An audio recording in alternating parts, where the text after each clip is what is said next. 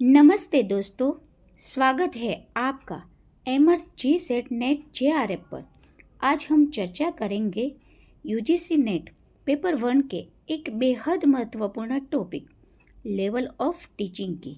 यह टॉपिक अक्सर परीक्षा में पूछा जाता है और इसे अच्छे से समझना आपकी सफलता के लिए ज़रूरी है। इस वीडियो में आपको मिलेंगे आसान व्याख्या से साथ साथ महत्वपूर्ण प्रश्न उत्तर भी।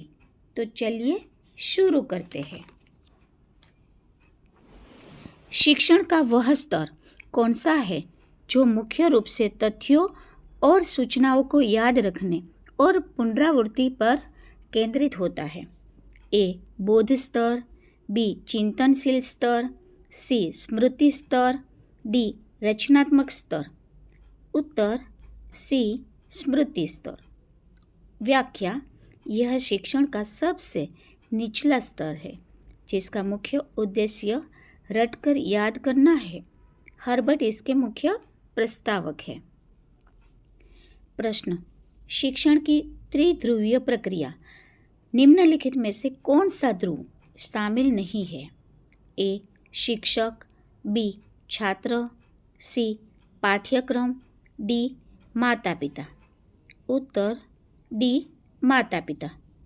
व्याख्या: शिक्षण की त्रिध्रुवीय प्रक्रिया में 3 प्रमुख ध्रुव होते हैं: शिक्षक, छात्र और पाठ्यक्रम।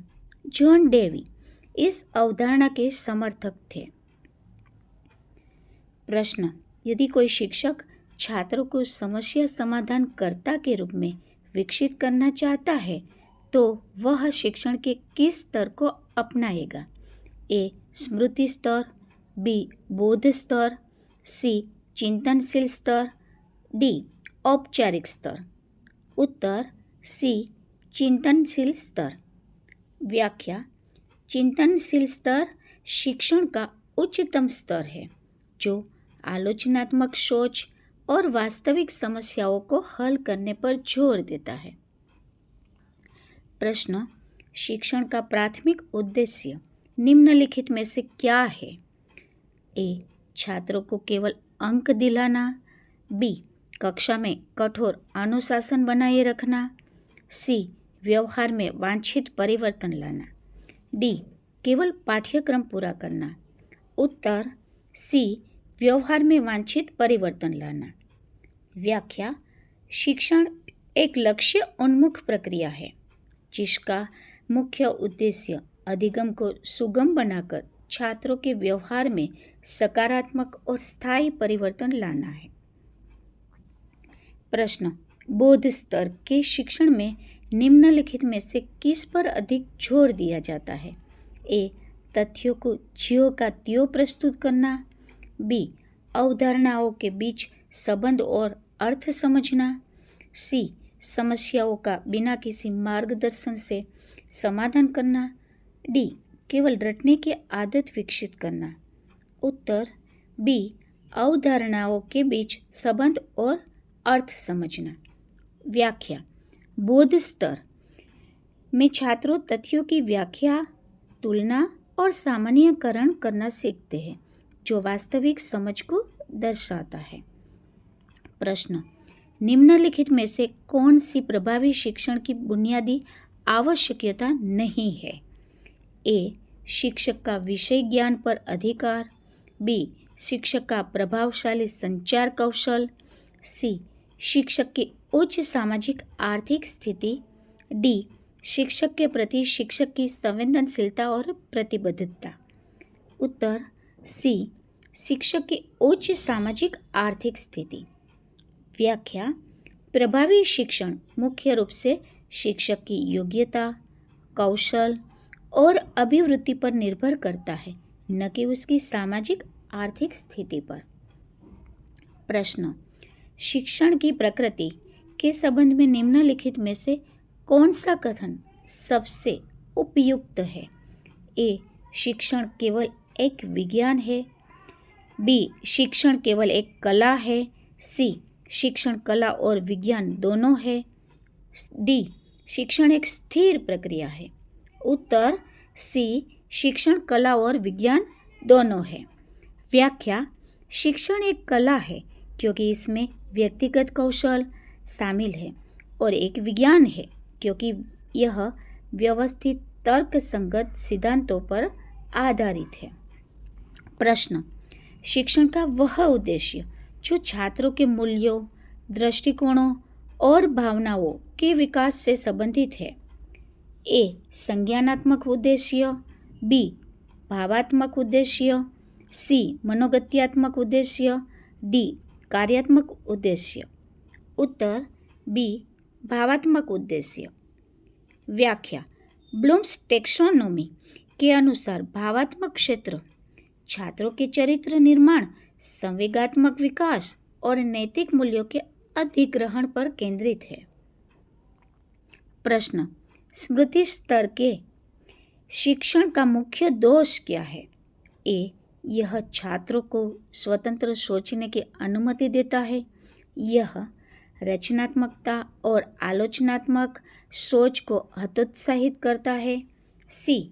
यह विषय वस्तु को व्यवस्थित करता है। डी. यह ज्ञान को स्थायी बनाता है। उत्तर बी. यह रचनात्मकता और आलोचनात्मक सोच को हतोत्साहित करता है। व्याख्या, स्मृति स्तर केवल रटने पर जोर देता है, जिससे छात्र चिंतन और विश्लेषण नहीं कर पाते और उनकी उच्च क्रम की सोच विकसित नहीं हो पाती। प्रश्न, शिक्षण को एक गतिशील प्रक्रिया क्यों कहा जाता है? क्योंकि यह हमेशा कक्षा के अंदर होती है। बी. क्योंकि यह शिक्षक, छात्र और पर्यावरण की अंतःक्रिया के साथ बदलती रहती है। सी. क्योंकि इसका परिणाम हमेशा निश्चित होता है। डी. क्योंकि इसमें केवल स्थिर सामग्री का उपयोग होता है। उत्तर बी. क्योंकि यह शिक्षक, छात्र और पर्यावरण की अंतःक्रिया के साथ बदलती रहती है। व्याख्या, शिक्षण को परिस्थिति अनुकूल होना चाहिए। यह छात्रों की प्रतिक्रिया, आवश्यकता और शिक्षण संसाधनों के अनुसार निरंतर समायोजित होता रहता है। प्रश्न, शिक्षण की नैदानिक विशेषता का प्राथमिक कार्य क्या है? ए. पाठ्यक्रम पूरा करने के बाद परीक्षा लेना। बी. छात्रों को तुरंत उपचारात्मक शिक्षण देना। सी. सीखने की समस्याओं के कारण की पहचान करना। डी. केवल कमजोर छात्रों को अलग करना। उत्तर सी. सीखने की समस्याओं के कारण की पहचान करना। व्याख्या, नैदानिक मूल्यांकन कार्य का उद्देश्य सीखने में कठिनाई या कमजोरी की मूल जड़ का पता लगाना है, जिसके बाद उपचारात्मक शिक्षण दिया जाता है। प्रश्न, किस स्तर का शिक्षण यह सुनिश्चित करता है कि छात्र तथ्यों और सिद्धांतों के बीच में संबंध स्थापित कर सके? ए. स्मृति स्तर, बी. बोध स्तर, सी. चिंतनशील स्तर, डी. मनोगत्यात्मक स्तर। उत्तर बी. बोध स्तर। व्याख्या, बोध स्तर का लक्ष्य समझ विकसित करना है, जिससे छात्र विभिन्न तत्वों को जोड़कर उनका अर्थ निकाल पाते हैं और उनकी तुलना कर सकते हैं। प्रश्न, निम्नलिखित में से कौन सा कथन शिक्षण के कला पक्ष को सर्वोत्तम रूप से दर्शाता है? ए. शिक्षण एक व्यवस्थित प्रक्रिया है। बी. शिक्षण वैज्ञानिक सिद्धांतों पर आधारित है। सी. शिक्षक की अपनी व्यक्तिगत शैली और रचनात्मकता का प्रयोग। डी. शिक्षण का मूल्यांकन करना संभव है। उत्तर सी. शिक्षक की अपनी व्यक्तिगत शैली और रचनात्मकता का प्रयोग। व्याख्या, शिक्षण में विषय वस्तु को आकर्षक ढंग से प्रस्तुत करने के लिए शिक्षक का व्यक्तिगत कौशल, शैली, रचनात्मकता, नवाचार, कला पक्ष को दर्शाता है। प्रश्न, शिक्षण का वह स्तर कौन सा है जो छोटे बच्चों के लिए सबसे अधिक उपयुक्त है? ए. बोध स्तर, बी. चिंतनशील स्तर, सी. स्मृति स्तर, डी. आलोचनात्मक स्तर। उत्तर सी स्मृति स्तर। व्याख्या। प्राथमिक स्तर पर बच्चों को वर्णमाला, संख्या या कविताएं जैसे आधारभूत जानकारी याद रखने की आवश्यकता होती है, जिसके लिए स्मृति स्तर का उपयोग किया जाता है। प्रश्न। बुनियादी आवश्यकता के रूप में एक प्रभावी शिक्षक में सबसे पहले क्या होना चाहिए? ए. अच्छी आर्थिक स्थिति। बी. शिक्षण के प्रति जुनून और प्रतिबद्धता। सी. केवल उच्च शैक्षणिक योग्यता। डी. कक्षा में कठोर नियंत्रण। उत्तर बी. शिक्षण के प्रति जुनून और प्रतिबद्धता। व्याख्या। शिक्षण एक भावनात्मक और नैतिक कार्य है। शिक्षक की सकारात्मक अभिवृत्ति और छात्रों के प्रति समर्पण शिक्षण की गुणवत्ता को सबसे अधिक बढ़ाता है। प्रश्न। शिक्षण एक गतिशील प्रक्रिया है। इस कथन का सबसे अच्छा अर्थ क्या है? ए. शिक्षण समय के साथ अपनी गति बढ़ाता है। बी. शिक्षण हमेशा एक ही तरीके से किया जाता है। सी. यह छात्रों और परिस्थितियों के अनुसार लगातार बदलता और अनुकूलित होता रहता है। डी. यह केवल एक निश्चित स्थान पर होता है।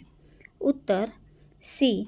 यह छात्रों और परिस्थितियों के अनुसार लगातार बदलता और अनुकूलित होता रहता है। व्याख्या। शिक्षण की गतिशील प्रकृति का अर्थ है कि शिक्षक लचीले होते हैं और सीखने के माहौल तथा छात्रों की प्रतिक्रिया के आधार पर अपनी रणनीति बदलते रहते हैं। प्रश्न।